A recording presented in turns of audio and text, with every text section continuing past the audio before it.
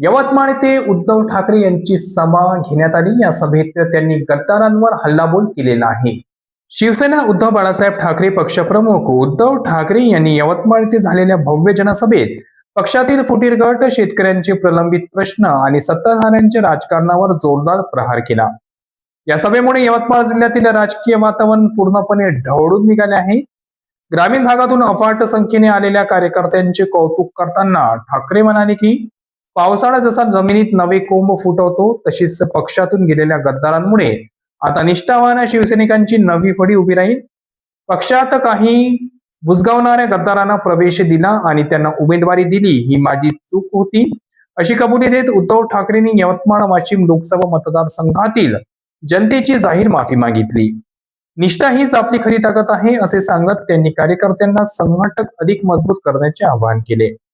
तसेच सभेला संबोधित करताना उद्धव ठाकरे यांनी बंडखोरांवर अत्यंत तीव्र शब्दात टीका केली।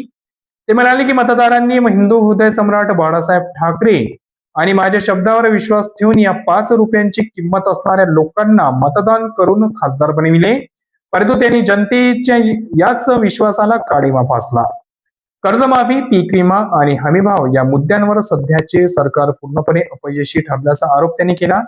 आपल्या मुख्यमंत्री पदाच्या कार्यकाळातील सरसकट कर्जमाफीची आठवण करून देत आज सत्तेत शेतकऱ्यांची फसवणूक करणारी वृत्ती बसली असल्याची टीका त्यांनी केली। उद्धव ठाकरे यांनी पक्षाला सोडून गेलेल्या खासदार संजय देशमुख यांच्यावर थेट निशाणा साधला। संजय देशमुख यांनी आपली आई, मतदार आणि पक्षाशी गद्दारी केली। राम मंदिरातील देणगी आणि शिवसेनेने दिलेल्या चांदीच्या विटांचा उल्लेख करत हिंदू भावनांशी गद्दारी करणाऱ्या भाजपासोबत त्यांनी हात मिळवणी केली।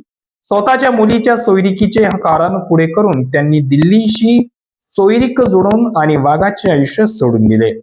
खासदार देशमुखांच्या विकास निधीसाठी सत्ताधाऱ्यांसोबत गेलो, या विधानाचा खरपूस समाचार घेतला। ठाकरे म्हणाले की विकास निधी हा काय भाजपाच्या बापाचा नाही। विदर्भातील गाडगे महाराज, संत तुकडोजी महाराज तसेच लोकमान्य टिळक आणि महात्मा गांधी यांनी कोणत्याही सरकारी विकास निधीशिवाय मोठे समाजकार्य केले, यांची आठवण त्यांनी करून दिली। तसेच काँग्रेस विरोधात लढताना अटल बिहारी वाजपेयी आणि लालकृष्ण अडवाणी यांनी कधी विकास निधीसाठी काँग्रेस सोबत जाण्याचा विचार केला नाही, अन्यथा आज मोदी शहांचा राजकीय जन्मही झाला नसता, असा टोला त्यांनी लावला। कृषी उत्पन्न बाजार समितीच्या यार्डात 27 जून रोजी सकाळी 10:30 वाजता झालेल्या या ऐतिहासिक सभेला नेत्यांची मोठी मांदियाळी उपस्थिती होती। मंचावर उद्धव बाळासाहेब ठाकरे, युवसेना प्रमुख आमदार आदित्य ठाकरे, खासदार संजय राऊत, खासदार अरविंद सावंत, पक्ष सचिव अनिल देसाई, माजी खासदार विनायक राऊत, अंबादास दानवे, मिलिंद नार्वेकर, आमदार संजय दरेकर, जिल्हा प्रमुख प्रवीण शिंदे, किशोर इंगळे, राजेंद्र गायकवाड यांच्यासह अनेक वरिष्ठ नेते उपस्थित होते। संपूर्ण जिल्ह्यातून हजारो कार्यकर्ते आणि नागरिक या सभेला हजेरी लावली होती। सभेचे गांभीर्य लक्षात घेता सभास्थळी पोलिसांचा कडेकोट बंदोबस्त तैनात करण्यात आला होता।